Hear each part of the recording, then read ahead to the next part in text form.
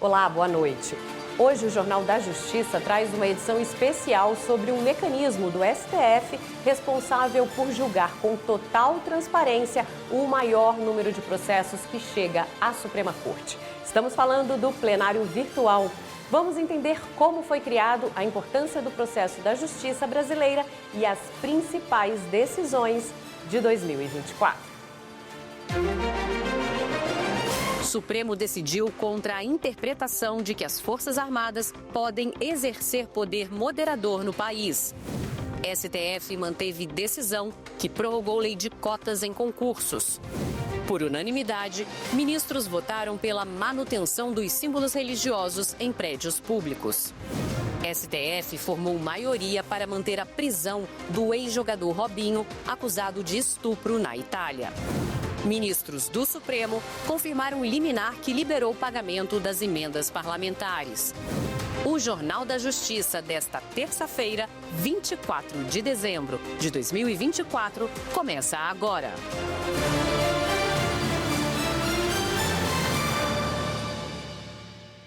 O Supremo Tribunal Federal analisou este ano quase 20 mil processos em plenário virtual.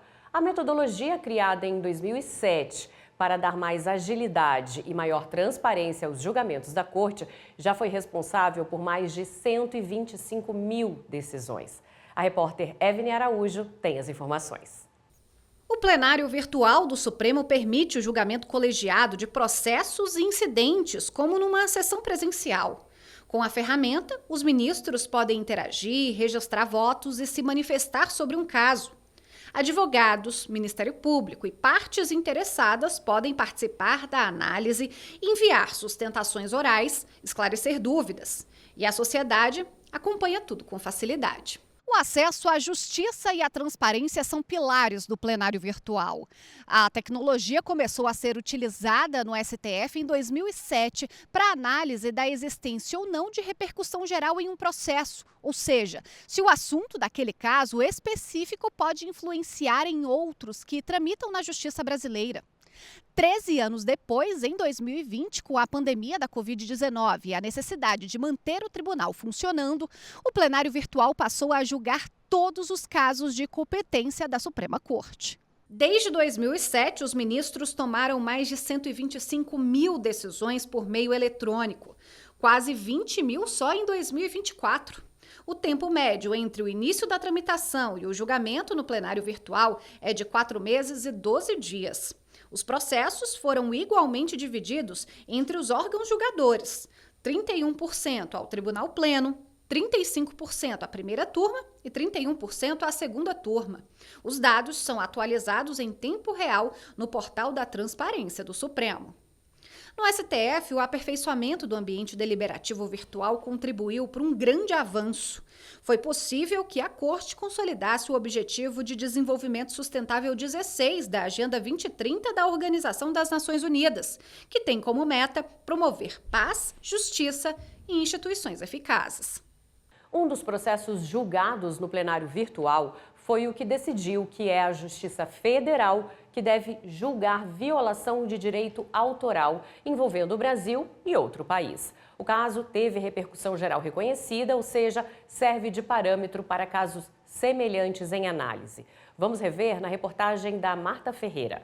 A questão sobre de quem seria a competência para julgar casos de violação de direito autoral de caráter transnacional começou porque um homem foi processado depois de ser flagrado em um posto fiscal no município de Medianeira, no Paraná, com diversos CDs e DVDs falsificados. O material teria sido adquirido no Paraguai. O Ministério Público Federal então ofereceu denúncia à Justiça Federal. Ao analisar o processo, o juiz federal entendeu que não caberia a ele julgar o caso, mas sim a Justiça Estadual. O MPF recorreu, mas o Tribunal Regional Federal da 4ª Região confirmou a decisão de primeira instância. O argumento foi de que a reprodução ilegal de CDs e DVDs implica ofensa apenas aos interesses particulares do detentor dos direitos autorais, não havendo danos à União. O Ministério Público Federal então recorreu ao Supremo, alegando que o Brasil se comprometeu a combater os crimes contra direitos autorais e a proteger obras literárias e artísticas. Argumentou ainda que o delito tem caráter transnacional, uma vez que teria ficado comprovado que a compra das mídias ocorreu no Paraguai, o que evidenciaria interesse federal na causa. O recurso foi levado para análise no plenário virtual sob a relatoria do ministro Luiz Fux.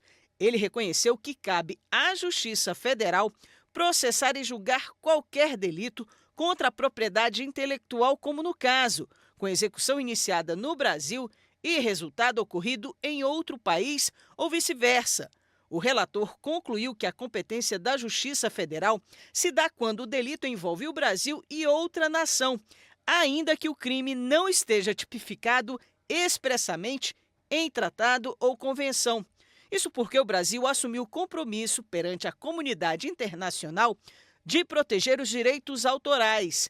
A maioria do plenário acompanhou o voto do relator, vencidos parcialmente os ministros Cristiano Zanin, Dias Toffoli e André Mendonça.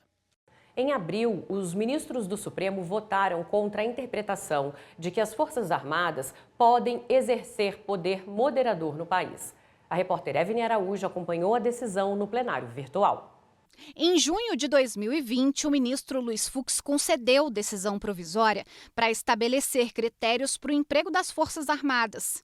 Segundo o relator, a Constituição não autoriza intervenção de militares nos três poderes, como poder moderador. No julgamento aberto em plenário virtual, os ministros do Supremo decidem sobre a ação de forma definitiva. O Partido Democrático Trabalhista entrou com pedido no STF para esclarecer os limites da atuação das Forças Armadas.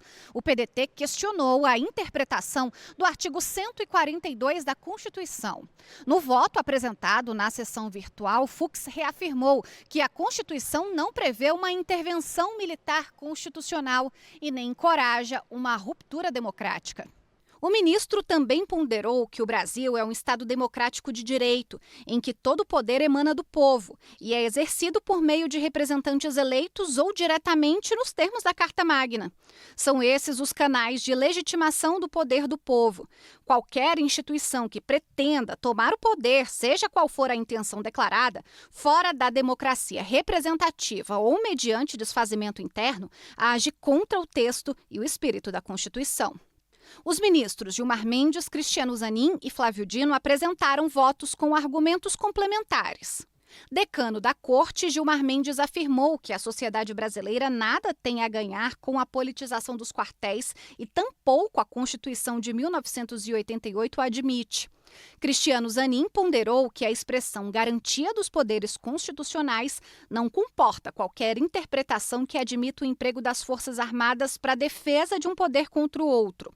E Flávio Dino reforçou que não existe no nosso regime constitucional um poder militar. O poder é apenas civil, constituído por 3 ramos ungidos pela soberania popular, direta ou indiretamente. A tais poderes constitucionais, a função militar é subalterna, como consta no artigo 142 da Carta Magna. O Supremo Tribunal Federal manteve, em maio, a suspensão da Lei Municipal de Ribeirão Preto, São Paulo, que flexibilizou regras para clubes de tiro na cidade. O julgamento foi em sessão do plenário virtual e a decisão foi unânime. Com a decisão, os clubes de tiro esportivo de Ribeirão Preto não podem funcionar no horário que quiserem e têm que manter um distanciamento mínimo de outras atividades, como, por exemplo, escolas.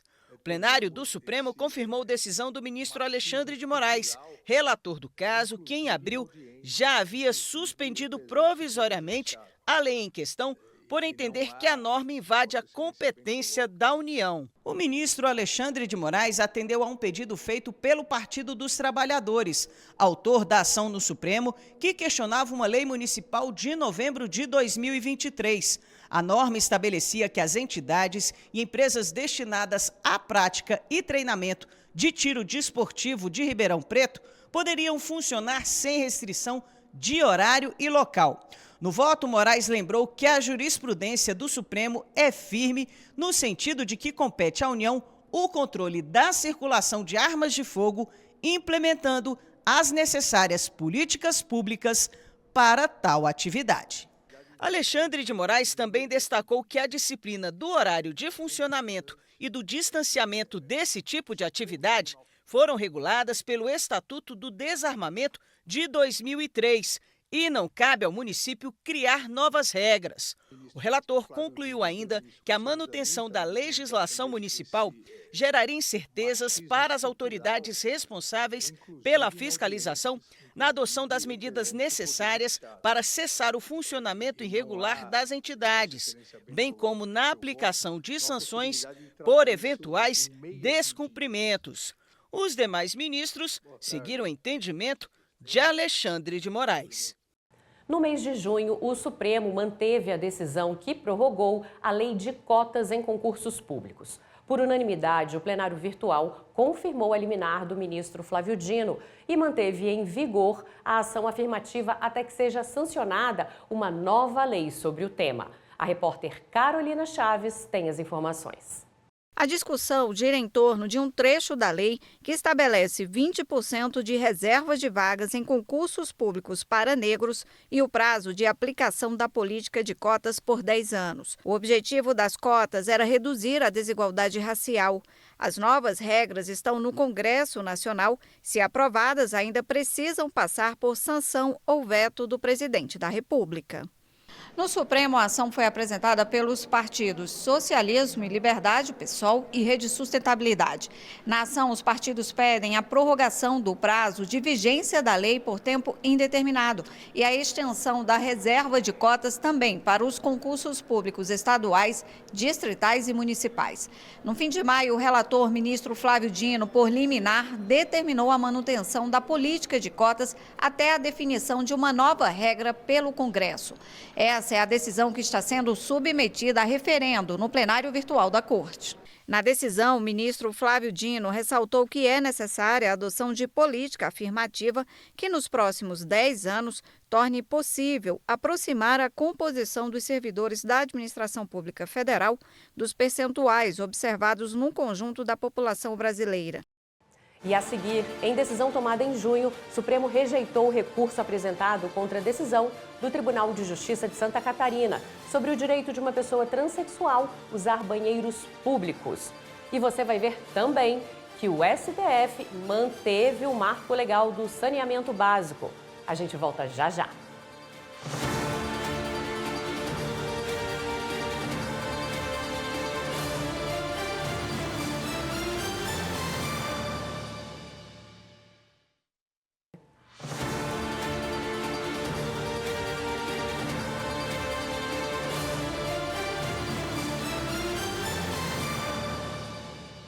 Em decisão tomada em junho, o Supremo Tribunal Federal rejeitou um recurso apresentado contra a decisão do Tribunal de Justiça de Santa Catarina sobre o direito de uma pessoa transexual usar banheiros públicos. A repórter Marta Ferreira acompanhou. O recurso em questão já tinha repercussão geral reconhecida, ou seja, a decisão que seria tomada pelo STF valeria para casos semelhantes em outros tribunais. Os ministros Luiz Roberto Barroso, relator, e Edson Fachin já haviam votado a favor da autora do recurso no sentido de ela ter direito a tratamento conforme a identidade social e concedendo indenização por ter sido impedida de usar o banheiro feminino em um shopping de Florianópolis, em Santa Catarina. Na retomada do julgamento, o ministro Luiz Fux, que havia pedido vista, apresentou voto divergindo da posição de Barroso e de Fachin.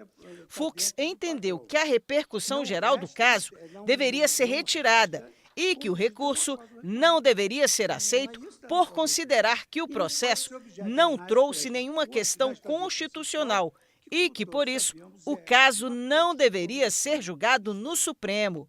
A maioria do plenário seguiu o voto do ministro Luiz Fux, entendendo que o caso não trazia questão constitucional e, portanto, o STF não poderia analisar o recurso.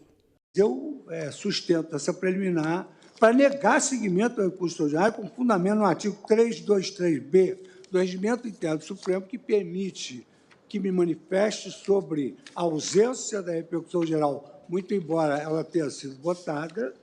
No dia 6 de agosto, o plenário virtual finalizou o julgamento contra os embargos de declaração que alegavam omissão do Supremo em relação à possibilidade de uma lei federal impedir que municípios celebrassem contratos de programa exclusivamente para prestação de serviços de saneamento. O STF, então, manteve o marco legal do saneamento básico. Reveja como foi a votação na reportagem de Anderson Arcoverde. O Marco Legal do Saneamento Básico foi criado em 2020 com o objetivo de melhorar os serviços e universalizar a oferta de água e esgoto para a população. Mais de um terço dos brasileiros ainda não tem acesso a esses serviços. O Marco Legal autorizou a privatização de empresas estaduais de saneamento e foi contestado no STF. Em dezembro de 2021, os ministros declararam a validade da lei. Mas a Associação Brasileira das Empresas Estaduais de Saneamento entrou com embargos de declaração. A AESB argumentou que a decisão não definiu se uma lei federal poderia proibir a celebração de contratos de programa pelos municípios para serviços de saneamento. O relator, ministro Luiz Fux, destacou que a decisão deixou claro que a exclusão dos contratos de programa prevista na lei federal é uma medida proporcional que visa garantir a eficiência e a qualidade técnica dos serviços, além de alinhá-los aos interesses dos entes públicos direta ou indiretamente afetados. Também no mês de agosto, em sessão virtual, o Supremo rejeitou o pedido da OAB Nacional e reafirmou a validade da cobrança de diferenças do ICMS para empresas que optam pelo Simples Nacional. Para o plenário, a lei não viola o tratamento diferenciado dado às microempresas e empresas de pequeno porte. O Simples Nacional é um sistema de tributação simplificada voltado a micro e pequenas empresas, que permite o pagamento de impostos federais, estaduais e municipais em um único documento. A ação foi proposta pelo Conselho Federal da Ordem dos Advogados do Brasil contra trechos do Estatuto da Microempresa e da Empresa de Pequeno Porte de 2006. O ponto contestado pela OAB é o que prevê que o ICMS de operações com mercadorias sujeitas ao regime de substituição tributária e antecipação de imposto não integra o Simples Nacional. De acordo com a OAB, a lei complementar prejudica a desburocratização tributária e viola o tratamento favorecido a micro e pequenas empresas.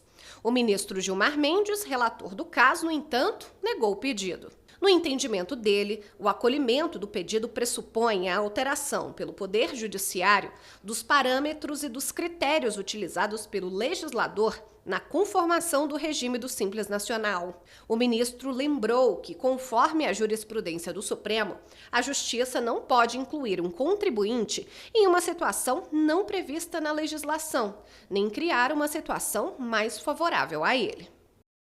Em agosto, o plenário do STF manteve a validade da norma do Espírito Santo, que prevê a isenção do ICMS na compra de automóveis de fabricação nacional por pessoas com deficiência física, visual e mental severa ou profunda. Na ação, o governo do estado sustentou que o incentivo fiscal foi concedido de uma forma unilateral, sem respaldo em convênio firmado no Conselho Nacional de Política Fazendária. Vamos rever os detalhes com a Regina Souza. A decisão unânime foi em sessão virtual. Os ministros acompanharam o voto do relator, ministro Cristiano Zanin, que, ao julgar a norma constitucional, ressaltou que a Lei Estadual de 2004 recebeu alterações em 2017, quando já estava em vigor o convênio ICMS 38 de 2012, que autoriza a isenção para pessoas com deficiência ou autistas, nos termos previstos pela nova redação.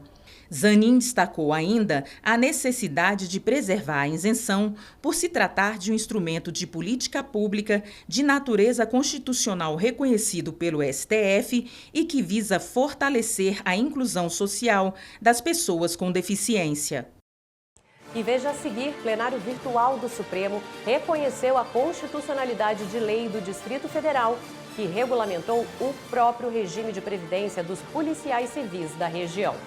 E ainda, no segundo semestre, o Supremo invalidou norma do regime disciplinar penitenciário do estado do Rio Grande do Sul. A gente volta já já.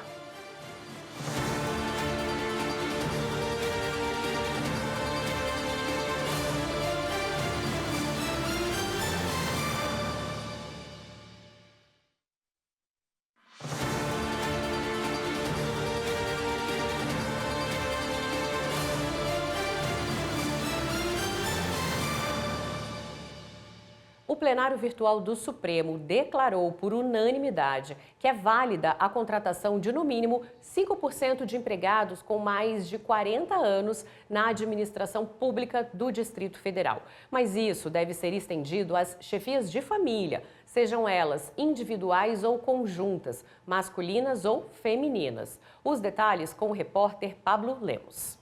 O caso diz respeito a uma ação do governo do Distrito Federal contra uma lei local de 2008. A norma obriga a manter no quadro de empregados públicos e terceirizados um mínimo de 5% de pessoas com mais de 40 anos. O governo do DF alega que o legislador não apenas invadiu a competência, mas também se apropriou de uma iniciativa do Executivo para dispor sobre o regime jurídico de servidores públicos. Já o relator, ministro Edson Fachin, entendeu que o caso trata de política pública de pleno emprego. Ele ressaltou ainda que a população na faixa dos 40 anos não conta com outras políticas de incentivo de contratação, diferentemente do programa Jovem Aprendiz e as políticas assistenciais e previdenciárias de proteção ao idoso.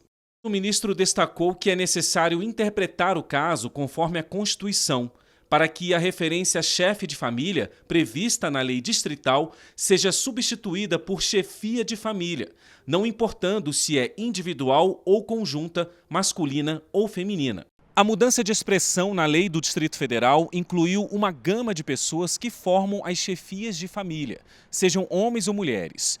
Segundo o relator, a decisão nesse sentido não causa qualquer prejuízo de contratação para as demais faixas etárias. Fachin ressaltou que as porcentagens fixadas de 5% para o quadro de empregados públicos e também de 10% para as contratações terceirizadas se mostram de acordo com a lei distrital.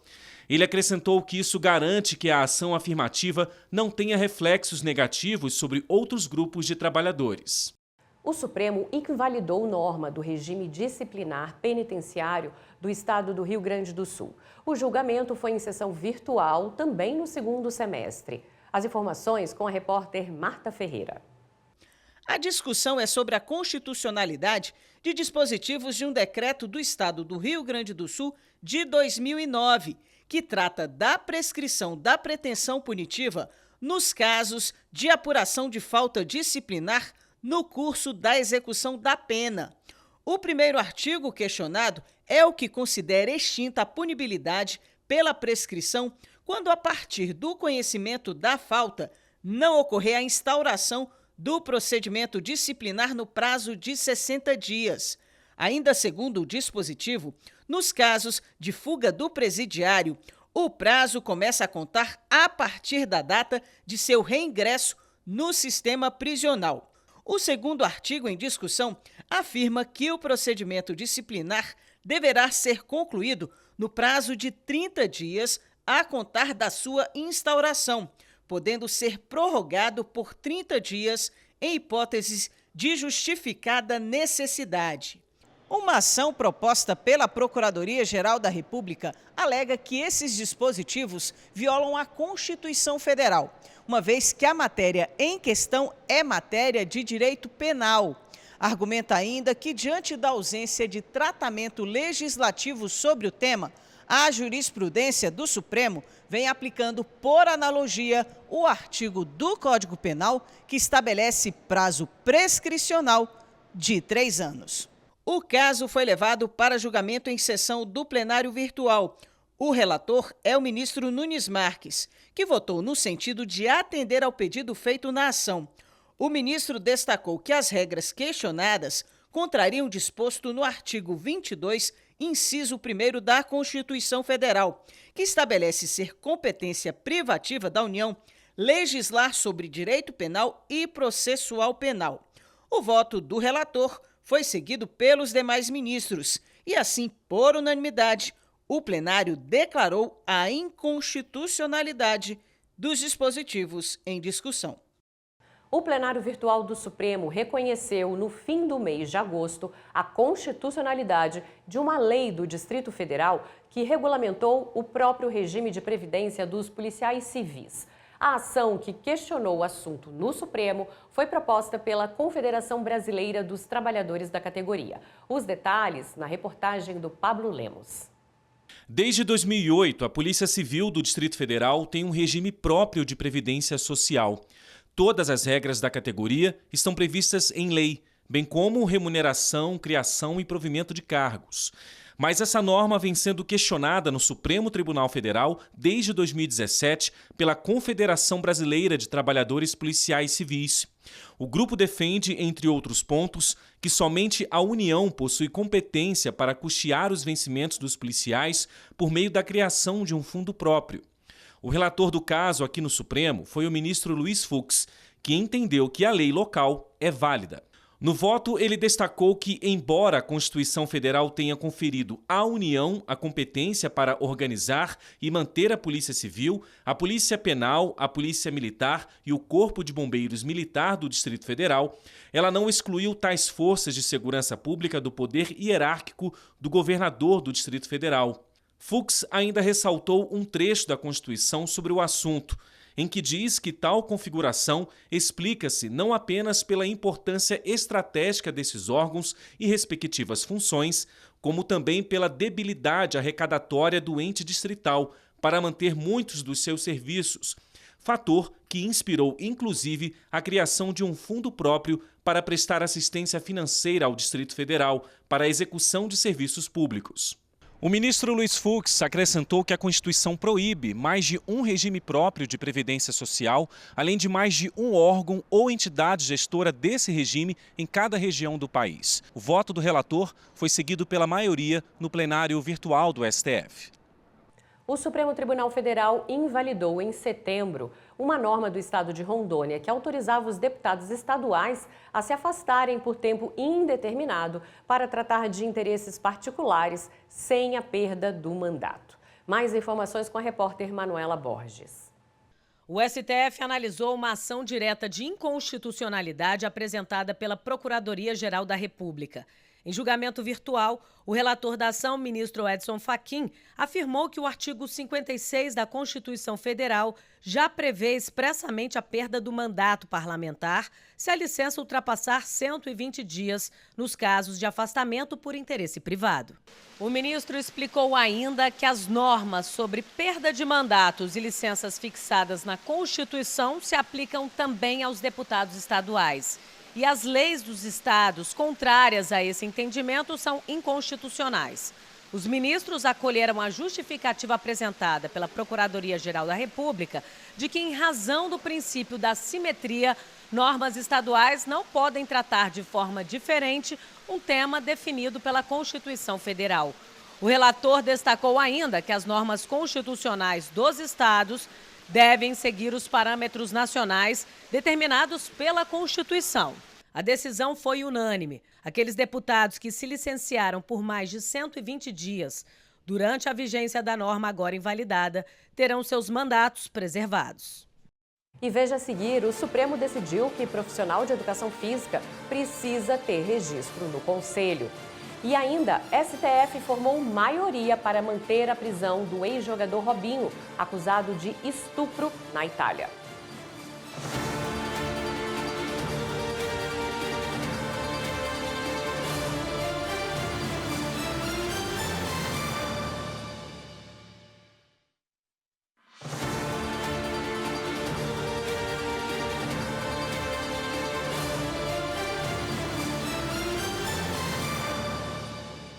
O Supremo Tribunal Federal invalidou em outubro uma lei do Rio de Janeiro que dava folga a trabalhadoras com carteira assinada que precisassem fazer exames preventivos de câncer.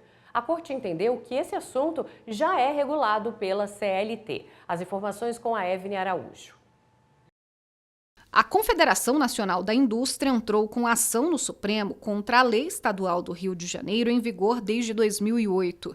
A legislação prevê para todas as servidoras públicas e trabalhadoras seletistas uma folga remunerada ao ano para exames de prevenção ao câncer de mama e ao câncer do colo do útero. A CNI alegou que, pela Constituição, apenas a União pode criar e alterar leis sobre direito trabalhista. O relator do caso no STF, ministro Nunes Marques, votou pela inconstitucionalidade da norma estadual. Segundo o ministro, a CLT já prevê a liberação de trabalhadores da jornada de trabalho para a realização de exames preventivos de câncer. A consolidação das leis do trabalho é um conjunto de regras que regula as relações trabalhistas e é válida para todo o país. A maioria dos ministros da Corte acompanhou o entendimento do relator. Ficaram vencidos o ministro Edson Fachin e a ministra Carmen Lúcia. O Supremo Tribunal Federal invalidou uma norma do Amazonas que obrigava as distribuidoras de energia elétrica a notificar previamente o consumidor sobre inspeções ou vistorias técnicas de medidores. A decisão foi tomada em julgamento no plenário virtual no começo de outubro. Vamos acompanhar. A Associação Brasileira de Distribuidores de Energia entrou com a ação no Supremo contra o trecho de uma lei estadual de 2022. No julgamento, prevaleceu o voto do relator, ministro Luiz Fux, de que a regra invadiu competência legislativa da União sobre o tema. Fux explicou que o Supremo tem jurisprudência pacífica nesse sentido e que a competência para regulamentar as vistorias e inspeções técnicas nos medidores é exercida pela Agência Nacional de Energia Elétrica, que já tem resolução detalhada sobre os procedimentos. O ministro Edson Fachin foi o único a apresentar divergência. Para ele, a norma visa proteger o consumidor, assunto que compete tanto aos estados quanto ao governo federal. O Supremo decidiu por unanimidade que o profissional de educação física precisa ter registro no conselho da categoria. O julgamento foi em sessão virtual no fim de outubro. A Marta Ferreira tem os detalhes.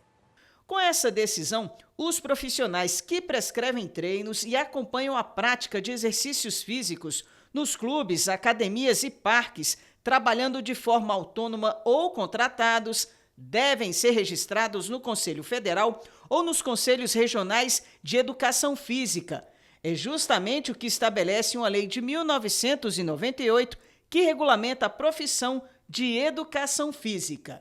Dispositivos dessa lei foram questionados no Supremo pelo Partido Social Cristão, o PSC.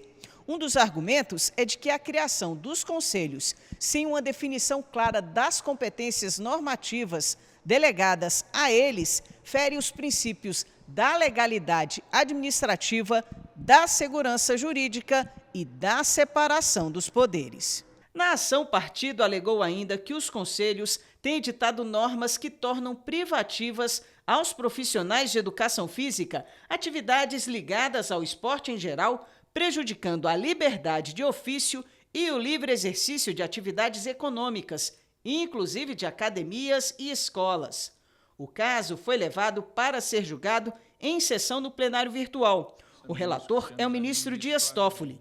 Inicialmente, ele considerou que houve perda parcial do objeto, já que a lei em discussão foi alterada por nova legislação em 2022. Assim, Toffoli concentrou o julgamento nos artigos remanescentes, votando no sentido de reafirmar a constitucionalidade dos dispositivos em questão. No voto, Toffoli afirmou que os conselhos profissionais são considerados autarquias especiais, cabendo-lhe a fiscalização e normatização das atividades regulamentadas, especialmente aquelas que envolvem saúde e segurança pública. Toffoli destacou ainda que a regulamentação da profissão representa um importante instrumento de proteção da sociedade, tendo em vista seu impacto imediato na saúde e na integridade física da população. Os demais ministros acompanharam integralmente o voto do relator. Foi no plenário virtual que o Supremo Tribunal Federal formou maioria para manter a prisão do ex-jogador Robinho, acusado de estupro na Itália. O placar foi de 9-2 pela permanência da prisão. Esse julgamento foi em novembro. Ficaram vencidos os ministros Gilmar Mendes e Dias Toffoli. Foram analisados 2 pedidos de liberdade apresentados pela defesa do ex-jogador.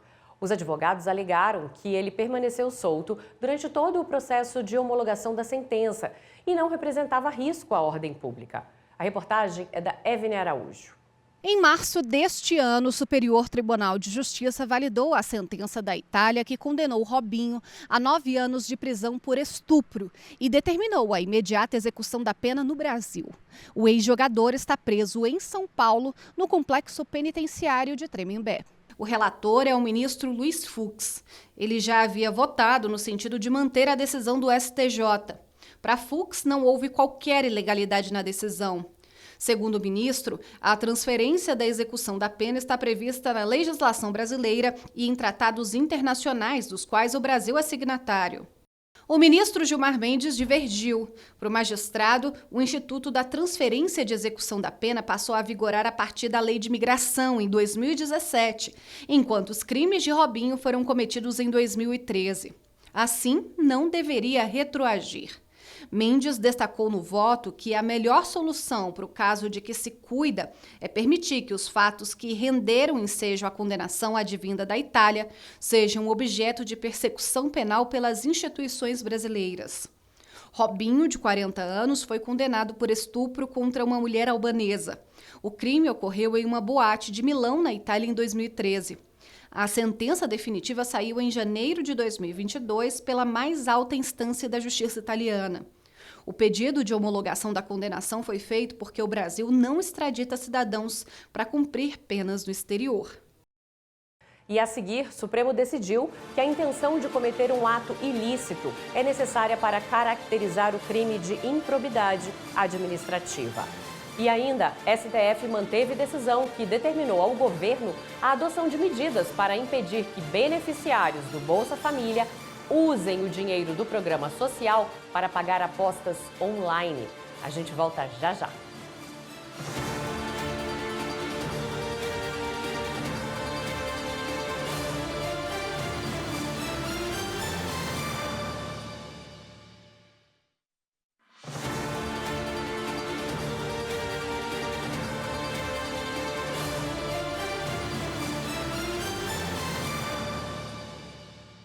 O Supremo decidiu que a intenção de cometer um ato ilícito é necessária para caracterizar o crime de improbidade administrativa. A decisão foi tomada em sessão virtual em novembro, no julgamento de um recurso com repercussão geral reconhecida. Acompanhe na reportagem da Evne Araújo. A maioria dos ministros seguiu o voto do relator, ministro Dias Toffoli, que afirmou que um ato de improbidade administrativa só se configura com a presença do dolo. Segundo Toffoli, a improbidade é um ato em que o agente viola o dever de agir com honestidade, porque a conduta está estreitamente relacionada com a intenção de agir de má-fé. No entendimento do relator, agir com negligência, imprudência ou imperícia pode caracterizar ilícito administrativo, mas não caracteriza ato de improbidade. O caso concreto começou com uma ação civil pública ajuizada pelo Ministério Público de São Paulo contra um escritório de advocacia contratado pela Prefeitura de Itatiba com dispensa de licitação. A primeira instância e o Tribunal de Justiça paulista decidiram que a contratação foi legal. Esse entendimento, porém, foi alterado no Superior Tribunal de Justiça, que concluiu que a improbidade não depende de dolo ou culpa e determinou a aplicação de multa. Foi contra essa decisão que o escritório ingressou com um recurso no Supremo. Com relação à possibilidade de entes públicos contratarem serviços advocatícios sem licitação, o entendimento do STF foi de que isso é possível desde que a prestação do serviço pelo poder público seja inadequada e o preço da contratação seja compatível com a responsabilidade profissional exigida pelo caso, respeitando o valor de mercado. O recurso foi aceito pela Corte por não ter sido comprovado nos autos dolo dos envolvidos na contratação. O Supremo considerou constitucional a norma do Amazonas, que trata do plano de cargos, carreiras e remuneração de servidores da Secretaria de Fazenda do Estado. A ação apresentada pela Federação Brasileira de Associações de Fiscais de Tributos Estaduais também foi julgada no plenário virtual. A repórter Carolina Chaves tem as informações. A Febrafit questionou uma lei do Amazonas de 2002 que atribuiu as atividades de arrecadação, tributação e fiscalização a todos os cargos da Secretaria da Fazenda Estadual. Segundo a entidade, essas funções são exclusivas dos auditores fiscais estaduais e não poderiam ser exercidas por outros cargos da administração. Para a federação, a extensão das tarefas fiscais a outros servidores ignora os diferentes níveis de complexidade de atribuições entre os cargos, burlando, inclusive, a exigência de formação superior e de concurso público para exercer a função. Nesse sentido, a Febrafit alegou que a norma do Amazonas viola a Constituição Federal de que a administração tributária deve ser exercida por servidores de carreiras específicas. No Supremo, o relator ministro Nunes Marques entendeu que a Constituição Federal determina que as atividades essenciais das chamadas administrações tributárias serão exercidas por servidores de carreiras específicas. No entanto, ela não define quais carreiras e atividades. Por isso, Nunes Marques considerou a norma estadual constitucional. Além disso, a lei do Estado prevê que o controlador possui apenas a função de gestão da arrecadação e o auditor de lavratura de auto de infração e notificação fiscal. Nunes Marques também observou que, em 2002, uma nova lei de reestruturação de carreira determinou que, para exercer o cargo de controlador de arrecadação da Receita Estadual, assim como auditor, é necessária a aprovação em concurso público de nível superior. Todos os ministros acompanharam o relator. No fim do mês de novembro, o Supremo Tribunal Federal decidiu por unanimidade pela manutenção dos símbolos religiosos nos prédios públicos. Entenda na reportagem da Marta Ferreira. O entendimento dos ministros é de que o papel histórico-cultural do cristianismo faz parte da formação da sociedade brasileira. Assim, a presença de crucifixo e outros símbolos religiosos em espaços públicos reflete essa herança e não configura uma imposição de valores religiosos aos cidadãos, nem fere a condição laica do Estado, ou seja, que garante a liberdade religiosa dos cidadãos. O voto condutor é do relator da ação, ministro Cristiano Zanin.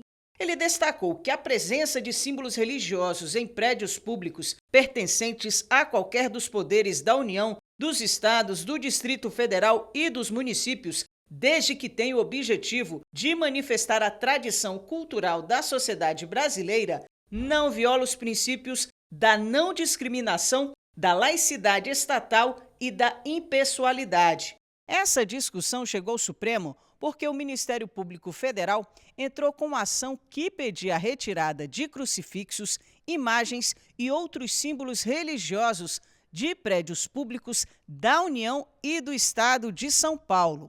O Tribunal Regional Federal da Terceira Região negou o pedido do MPF, ao entender que a presença dos símbolos religiosos é uma reafirmação da liberdade religiosa e do respeito aos aspectos culturais da sociedade brasileira.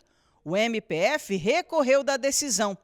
Por unanimidade, o Supremo Tribunal Federal manteve, agora no fim do ano, a decisão que determinou ao governo a adoção de medidas para impedir que os beneficiários do Bolsa Família usem o dinheiro do programa social para pagar apostas online, as chamadas bets. Os detalhes com a Evne Araújo. A decisão do relator, ministro Luiz Fux, teve efeito imediato, mas foi submetida à avaliação dos demais ministros da Corte. A determinação prevê a implementação de medidas que impeçam a participação nas apostas online com dinheiro recebido de programas sociais e assistenciais, como o Bolsa Família. Um levantamento do Banco Central aponta o gasto descontrolado com as bets. Somente em agosto deste ano, 5 milhões de beneficiários do Bolsa Família gastaram mais de 3 bilhões de reais em apostas online.